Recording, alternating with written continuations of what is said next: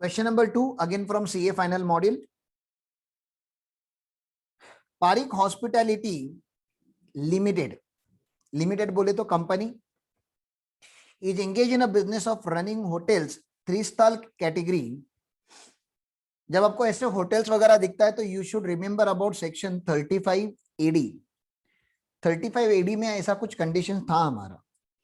The company's statement of profit and loss account for the previous year 31st March 2021 shows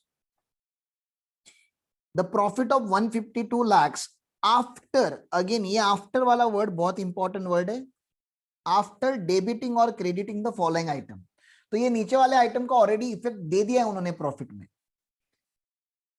payment of 0.25 lakh. Okay चलो ये तो बाद में बोलता हूं, पहले करना क्या वो देख के आते हैं immediately.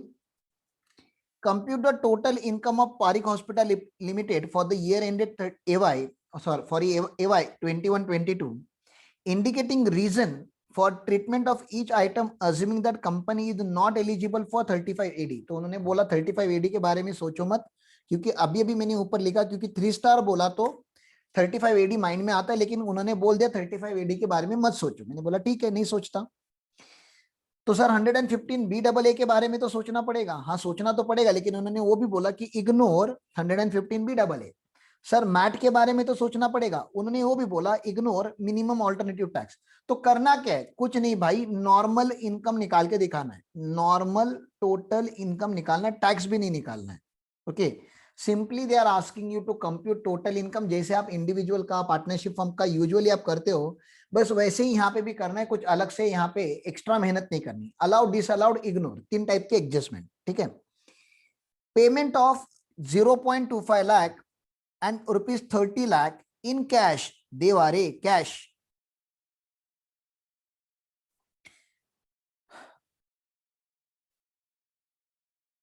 Okay Rameshwari saying sir क्योंकि ये कैश में पेमेंट किया है it will be fully disallowed. पूरा पढ़ लेता हूं. लेकिन on 3rd December and 10th December respectively for purchase of raw corns. Raw corn मतलब from Mr. Raja who is an agriculturist. Farmer को आपने पेमेंट किया 10,000 से ज्यादा कैश में, अलाउड होगा कि नहीं होगा पहले वो बताओ. ये 25,000 का जो पेमेंट किया आपने एग्रीकल्चरिस्ट के लिए किया है, क्या फार्मर को जब हम पेमेंट करते हैं तो वो जो 10,000 का लिमिट है वो एप्लीकेबल है? Very good Amay, very good Suraj. किसी को रूल पता है? रूल नंबर कोई बोल सकता है? रूल नंबर कौन से रूल में ये अलाउड है?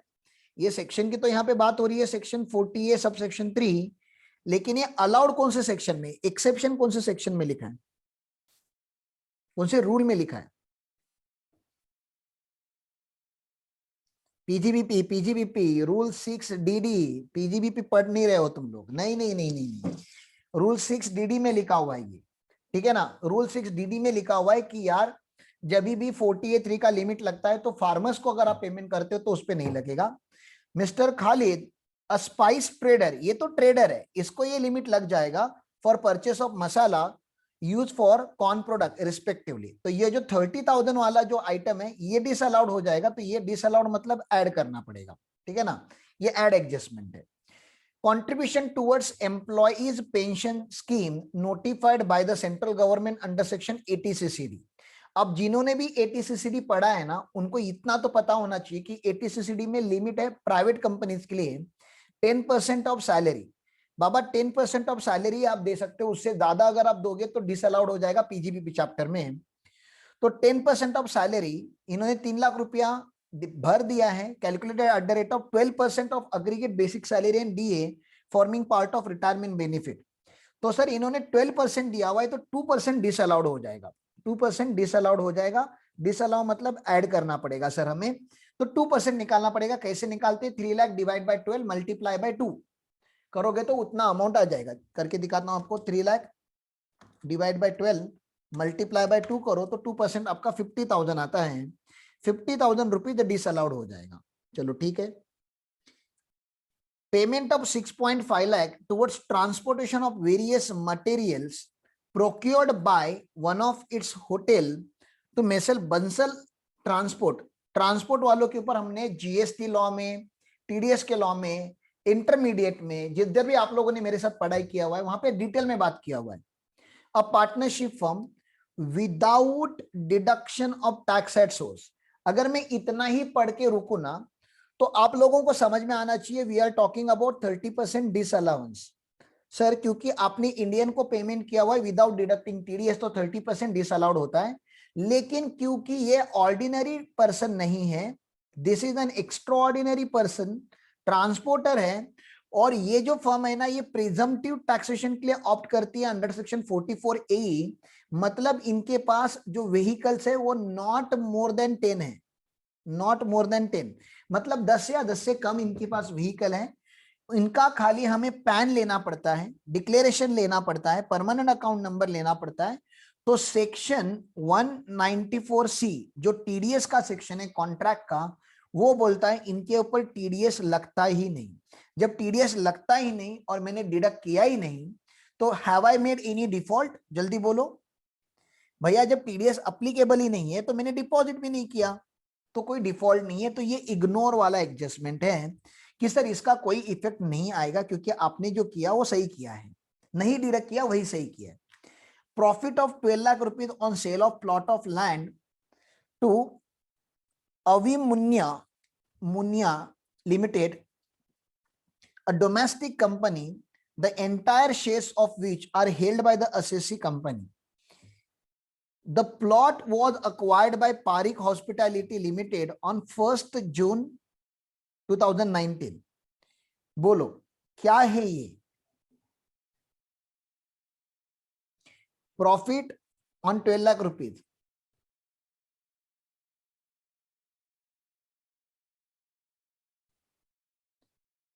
अमय एक्सेलेंट अमय, मतलब जो ब्रेन तेरा चल रहा है ना आज, अगर वैसे ही रहेगा ना छोटे तो रैंकर भी आ सकता है, मैं लिख के देता है तुझको। अगर तूने यही प्रिपरेशन रखा ना और तूने कॉपी नहीं किया होगा तो पता चला इधर आंसर देख के बता रहा है, ऐसा नहीं होना चाहिए। जेन्युइनली अगर तूने आंसर दिया होगा ना तो रैंकर भी आ सकता है। या जेन्युइन रहा, बहुत बहुत अच्छा आंसर दिया।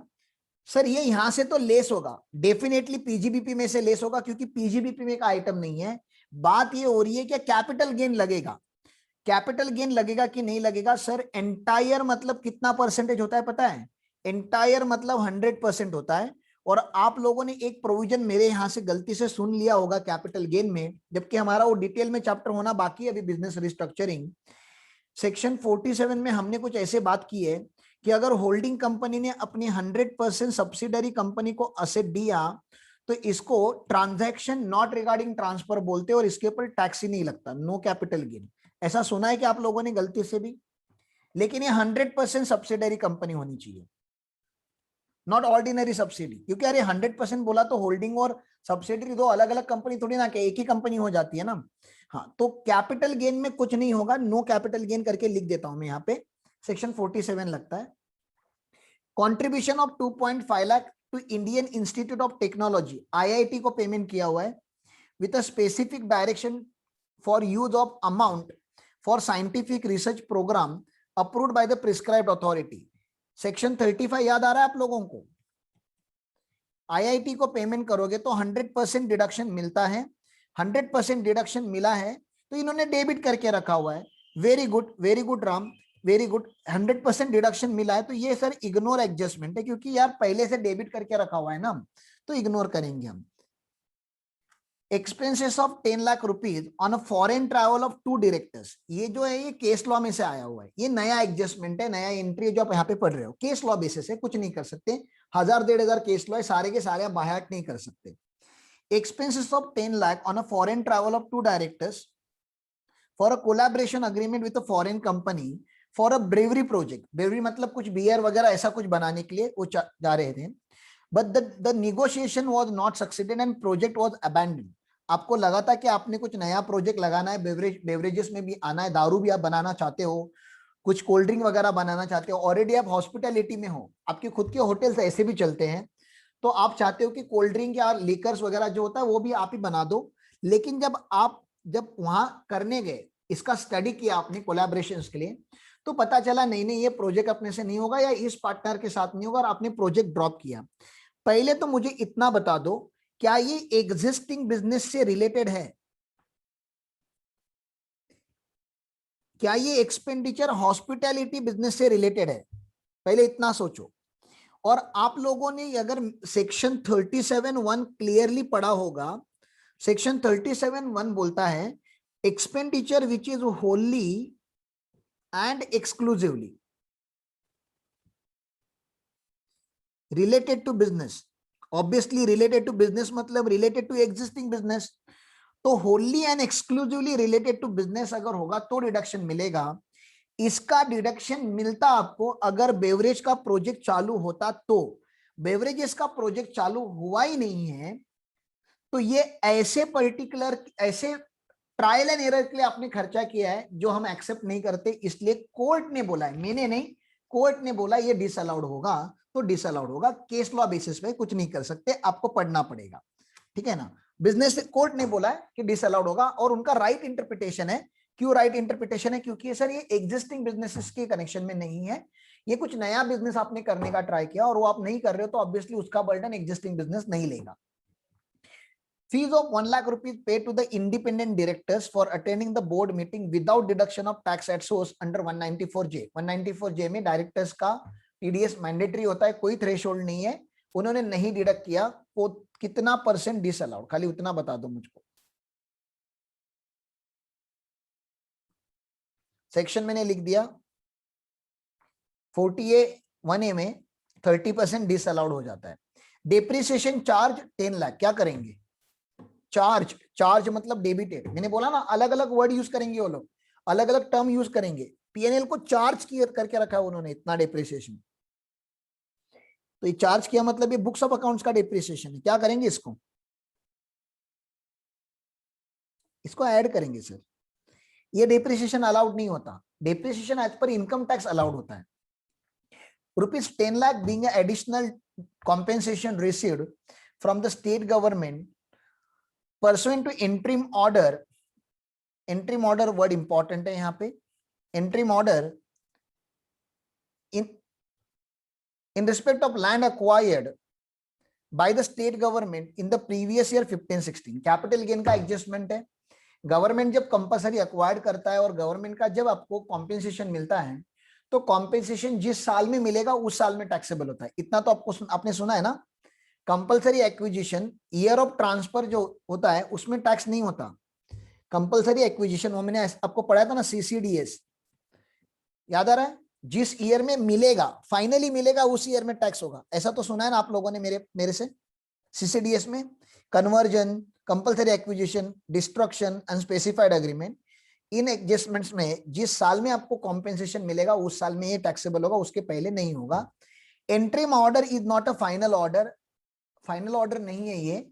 जब फाइनल ऑर्डर आएगा तब टैक्सेबल होगा। ये अभी ऐसे ही कोर्ट ने इमीडिएट रिलीफ के लिए ऑर्डर दिया हुआ है, तो इंटरिम ऑर्डर रिवर्स भी हो सकता है। तो हमने बोला इंटरिम ऑर्डर के बेसिस पे कभी टैक्स नहीं होता, फाइनल ऑर्डर के बेसिस पे टैक्स होता है।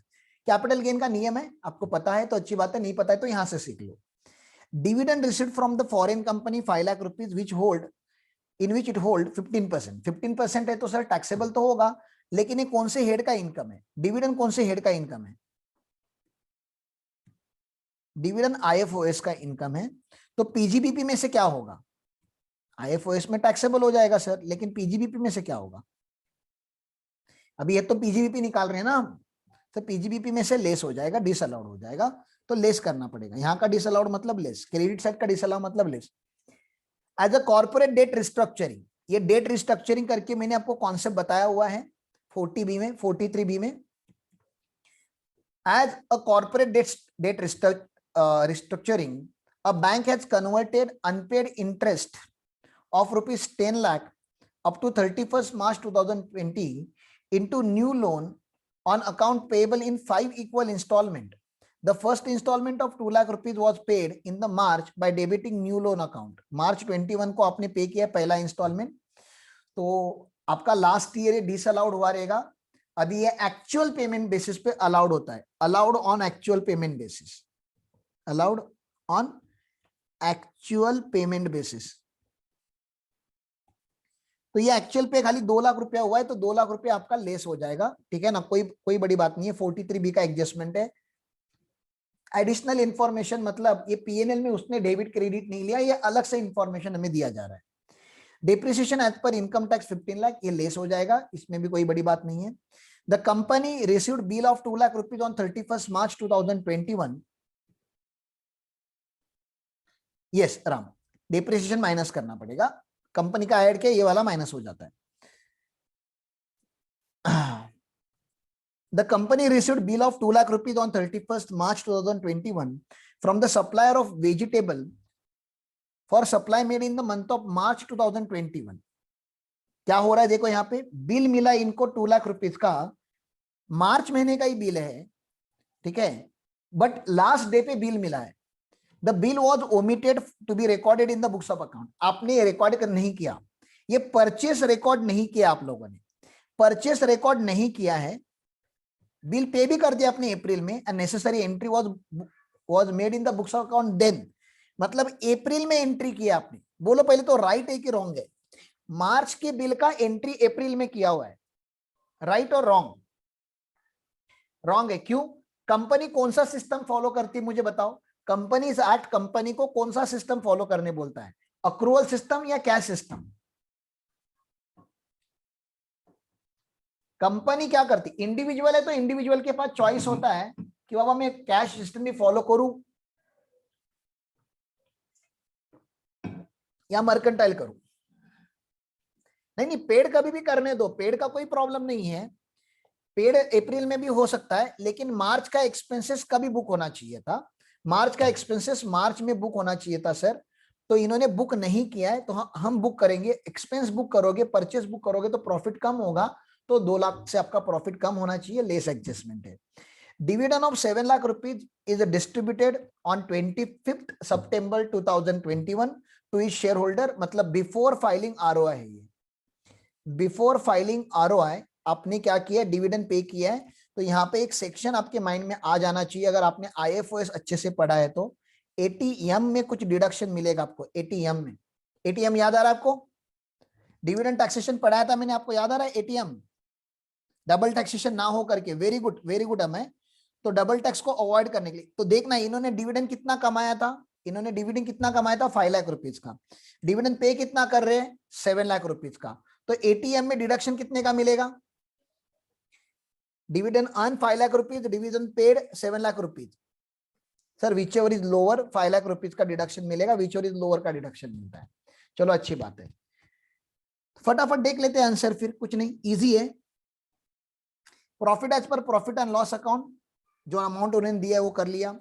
Payment to the middle man for the purchase of raw corn etcetera exceeding rupees 10,000, sir disallow is attracted in respect of expenditure for which the cash payment exceeding 10,000 is made on a day to a person. Payment of 25,000 to farmer for purchase of the corn is covered by exception rule, that is 6DD, तो उसमें disallowance नहीं होगा। However 30,000 spice trader is not covered, therefore ये disallowed होते रहेगा, तो farmer का नहीं हुआ, स्पाइस ट्रेडर का हो गया। चलो ठीक है। Contribution towards employee pension scheme is 10%, 10% of the salary allowed होता है, हमने 12% किया था, तो एक्सेस डिसअलाउड हो जाएगा 2% का।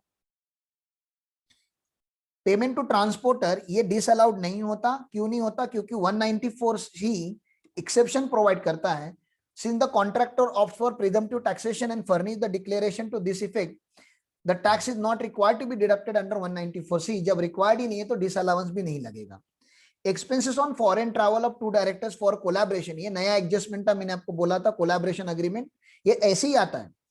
Fail to materialise where expenditure incurred on a project not related to existing business, the project was abandoned without creating new asset, the expenses were capital in nature as पर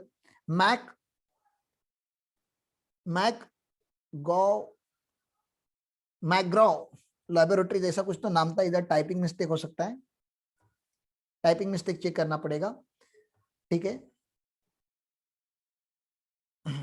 बेवरी project is not related to existing business, therefore disallowed, ये तो disallowed हो जाएगा। Fees pay to the directors without deducting TDS 30% disallowed हो जाएगा 30,000, इसमें कोई बड़ी बात नहीं है। 40A1A कैपिटल गेन जो है वो लेस करना पड़ेगा, लेकिन कैपिटल गेन में भी ये टैक्स नहीं होगा, ऐसे यहाँ पे लिखा होगा। Short term capital gain arises on plot of land is less than 24 month. However, this case, since the transfer is to 100% subsidiary company and the subsidiary company is an Indian company, the same would not constitute a transfer for levy of capital gain tax as per section 47. Since this amount has been credited to the statement of profit and loss account, the same has been deducted for computing business income. लेकिन capital gain में tax नहीं होगा। ये point फिर से आएगा हमारा business restructuring chapter में, वहां पे हम फिर से इसको रिविजिट कर लेंगे। कंट्रीब्यूशन टू आईआईटी ये अलाउड होता है, 100% अलाउड होता है, तो आपने अलाउड करके रखा है, इसका कोई एडजस्टमेंट नहीं है। डेप्रिसिएशन जो बुक्स ऑफ अकाउंट्स में था वो डिसअलाउड होगा, जो इनकम टैक्स में हो अलाउड होगा, बुक्स ऑफ अकाउंट में था डिसअलाउड था, उन्होंने दोनों का डिफरेंस निकाला और 5 लाख रुपया माइनस कर दिया, अलाउड डिसअलाउड नहीं किया उन्होंने। Additional compensation from state government जो है उसको माइनस करना पड़ेगा, कैपिटल गेन का आइटम है, लेकिन ये टैक्सेबल भी तभी होगा जब फाइनल ऑर्डर आएगा, इंटरिम ऑर्डर पे टैक्सेबल नहीं होता। Since additional compensation has been received to the pursuant of interim order of the court, the same would be deemed income chargeable to tax in the head capital gain in the year of final order as per section 45(5). Since the compensation has been credited to the statement of P&L, उसको less करना ही पड़ेगा PGBP निकालने के लिए। Dividend receive from foreign company is taxable, but taxable under IFOS है, तो यहां से उसको माइनस कर दिया।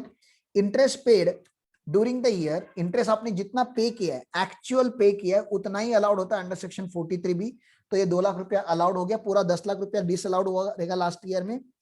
Purchases omitted to be recorded in the books of account, unrecorded purchases है, accrual system है, यहाँ पे उन्होंने बोल दिया it is logical to assume company following mercantile system of accounting, क्योंकि कंपनी को वैसे भी अक्रूवल ही फॉलो करना पड़ता है, कंपनी लॉ अलाउड ही नहीं करता कंपनी को कैश सिस्टम फॉलो करने के लिए, तो अक्रूवल सिस्टम के हिसाब से ये 2 लाख का डिडक्शन मिलना चाहिए।